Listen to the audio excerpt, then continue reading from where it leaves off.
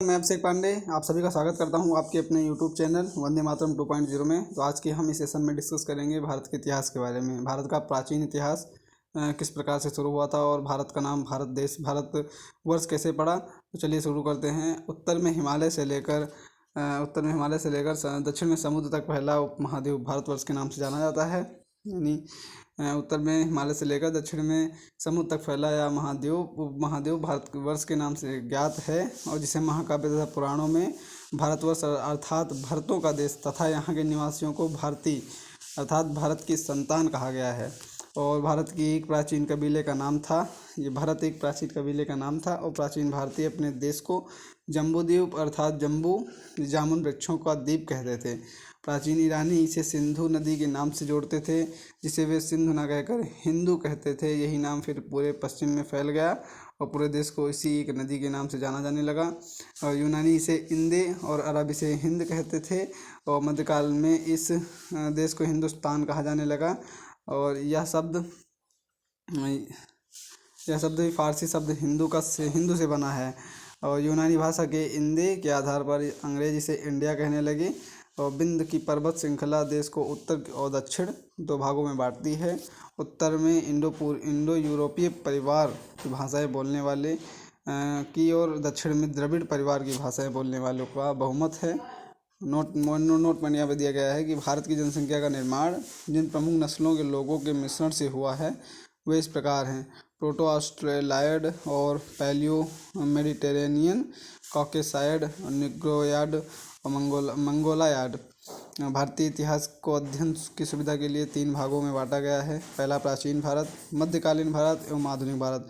तो इस सेशन के बाद हम पहले प्राचीन भारत को डिस्कस करेंगे, उसके बाद मेडिवल इंडियन या मध्यकालीन भारत, उसके बाद आधुनिक भारत जिसमें आपके महात्मा गांधी ने आंदोलन शुरू किए थे। और उसके बाद नोट दिया गया है सबसे पहले इतिहास को 3 भागों में बांटने का श्रेय जर्मन इतिहासकार क्रिस्टोफ सेलियरस को जाता है, क्योंकि 1638 से 1707 एडी में, यानी एडी हो गया आफ्टर डेथ ऑफ ईसा मसीह, और प्राचीन भारत हो गया। उसके बाद आगे डिस्कस करेंगे हम प्राचीन भारत की शुरुआत यहाँ से हो गई है। प्राचीन भारत इतिहास के स्रोत।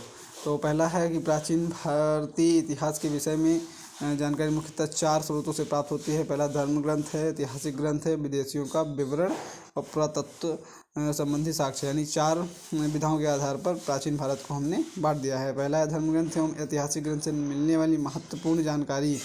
तो पहला पॉइंट है भारत का सर्व प्राचीन धर्म ग्रंथ वेद है, और जिसके संकलनकर्ता महर्षि कृष्ण द्वैपायन वेद व्यास को माना जाता है। और वेद वसुधैव कुटुंबकम का उपदेश देता है। भारतीय परंपरा वेदों को नित्य तथा अपौरुषेय मानती है। वेद 4 हैं: ऋग्वेद, यजुर्वेद, सामवेद, अथर्ववेद। इन चारों वेदों को संहिता कहा जाता है। इसमें से सबसे पुराना वेद है और ऋग्वेद के नाम से जाना जाता है। अब बारी आती है पहले ऋग्वेद। तो ये मोस्ट इंपॉर्टेंट क्वेश्चन है, यहाँ से क्वेश्चन आपके बनते हैं कि इसमें कितने मंडल, सूक्त और ऋचाएँ हैं। तो इसको देख लेते हैं एक बार हम। यहाँ पे है ऋग्वेद में कि आपका ऋचाओं के क्रमबद्ध ज्ञान के संग्रह को ऋग्वेद कहा जाता है। इसमें कितने 10 मंडल हैं, 1028 सूक्त हैं, और वाल खिल्य पाठ के 11 सूक्तों सहित एवं 10,462 ऋचाएँ हैं। इस वेद के ऋचाओं को पढ़ने वाले ऋषि को होत्र कहते हैं। यानी ये मोस्ट इंपोर्टेंट कहता है कि ऋग्वेद की ऋचाओं को पढ़ने वाले ऋषि को क्या कहा जाता है? होत्र कहा जाता है। इस वेद से आर्य के राजनीतिक प्रणाली, इतिहास एवं ईश्वर की महिमा के बारे में जानकारी मिलती है। दूसरा पॉइंट है विश्वामित्र द्वारा रचित ऋग्वेद के 3रे मंडल में सूर्य देवता सावित्री को समर्पित प्रसिद्ध गायत्री मंत्र, यानी प्रसिद्ध गायत्री मंत्र ओम भूर्भुवः स्वः तत्सवितुर्वरेण्यम, ये कहाँ से आपका लिया गया है? तो ऋग्वेद से निकाला गया है। तो विश्वामित्र द्वारा रचित ऋग्वेद के 3रे मंडल में सूर्य देवता सावित्री को समर्पित प्रसिद्ध गायत्री मंत्र है। इसके 9वें मंडल में देवता सोम का उल्लेख है। और अगले पॉइंट पे लिखा है इसके 8वें मंडल की हस्तलिखित ऋचाओं को खिल कहा जाता है। ये मोस्ट इंपोर्टेंट पॉइंट है, इसे नोट किया जाएगा। यानी सावित्री का वो जो गायत्री मंत्र किस वेद से निकल के आया है? तो वो ऋग्वेद था, और इसके 8वें मंडल की हस्तलिखित ऋचाओं को खिल कहा जाता है। चौथा पॉइंट है चातुर्वर्ण समाज की कल्पना का आदि स्रोत ऋग्वेद के 10वें मंडल में वर्णित पुरुषोक्त है, जिसके अनुसार 4 वर्ण ब्राह्मण, क्षत्रिय, वैश्य तथा शूद्र आदि पुरुष ब्रह्मा के क्रमशः मुख, भुजाओं, जंघाओं और चरणों से उत्पन्न हुए हैं। तो ये था आपका वो प्राचीन इतिहास का थोड़ा सा क्लिप। आगे हम फिर बढ़ते हैं, आगे देखते हैं। नोट दिया हुआ है, धर्म सूत्र 4 प्रमुख जातियों की स्थितियों, व्यवसायों, दायित्वों, कर्तव्यों तथा विशेषाधिकारों में स्पष्ट विभेद करता है। तो ये पॉइंट को विशेष स्थानीय आगे पॉइंट लिखा है, ऋग्वेद के कई परिच्छेदों में प्रयुक्त अधन्य शब्द का संबंध गाय से है। ये पॉइंट आपको नोट किया जाएगा कि अधन्य शब्द का संबंध किससे है, गाय से है। उसके बाद आते हैं ईसा पूर्व एवं ईसवी। ये ईसा पूर्व और ईसवी में डिफरेंस क्या होता है। तो वर्तमान में प्रचलित ग्रेगोरियन कैलेंडर, ईसाई कैलेंडर, जूलियन कैलेंडर ईसाई धर्मगुरु ईसा मसीह के जन्म वर्ष कल्पित पर आधारित है, यानी बीसी लिखा रहता है और एडी लिखा रहता है। तो बीसी मतलब होता है before the birth of Christ, AD हो गया आफ्टर डेथ ऑफ ईसा मसीह या क्राइस्ट कह सकते हो। ईसा मसीह के जन्म के पहले समय को ईसा पूर्व यानी BC before the birth of Jesus Christ कहा जाता है। ईसा पूर्व में वर्षों की गिनती उल्टी दिशा में होती है। उल्टी दिशा में यानी आपने देखा होगा कि जैसे कलिंग का युद्ध हुआ था और हाइडेस्पीज का अशोक का कलिंग युद्ध 261 ईसा पूर्व, वो बाद में हुआ था। उससे पहले हाइडेस्पीज का युद्ध हुआ था सिकंदर और किस के बीच में हुआ था, सिकंदर और पोरस के बीच में।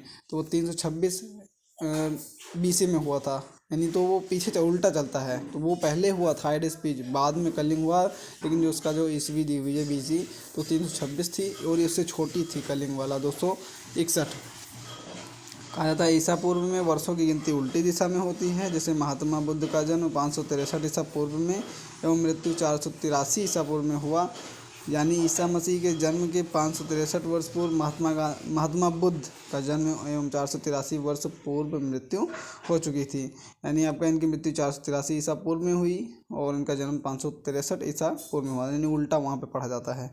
और ईसा मसीह के जन्म तिथि से आरंभ हुआ सन ईस्वी सन कहलाता है। इसके लिए संक्षेप में ई लिखा जाता है और ई को लैटिन भाषा के शब्द एडी में भी लिखा जाता है। एडी यानी एनो डोमिनी, जिसका शाब्दिक अर्थ है in the year of Lord Jesus Christ. और विंसेंट आर्थर स्मिथ ने प्राचीन भारत का पहला सुव्यवस्थित इतिहास अर्ली हिस्ट्री ऑफ इंडिया 1904 में तैयार किया। इस पुस्तक के 1/3 भाग में केवल सिकंदर का आक्रमण वर्णित है। इसमें भारत को स्वेच्छाकारी शासन वाला देश कहा गया है, जिसे ब्रिटिश शासन की स्थापना से पहले कभी राजनीतिक एकता का अनुभव नहीं हुआ था। उन्होंने लिखा है, वस्तुतः भारतीय इतिहासकारों का सरोकार शासन के एकमात्र स्वरूप तानाशाही से ही उनका वोट था या वजन था कह सकते हो। आगे हम डिस्कस करेंगे कल। तो कैसी लगी आपको ये वीडियो बताइएगा हमें कमेंट सेक्शन में। एंड आज हमने प्राचीन इतिहास का कुछ पॉइंट डिस्कस किया है। कल हम इसके बाद रेगुलर क्लास आती रहेगी। प्राचीन इतिहास के बाद मेडिवल हिस्ट्री यानी मध्यकालीन भारत, उसके बाद आधुनिक भारत, यानी तीनों कंप्लीट करेंगे इसी में। तो बताइए कैसी लगी वीडियो कमेंट सेक्शन में। And so thanks for watching this video.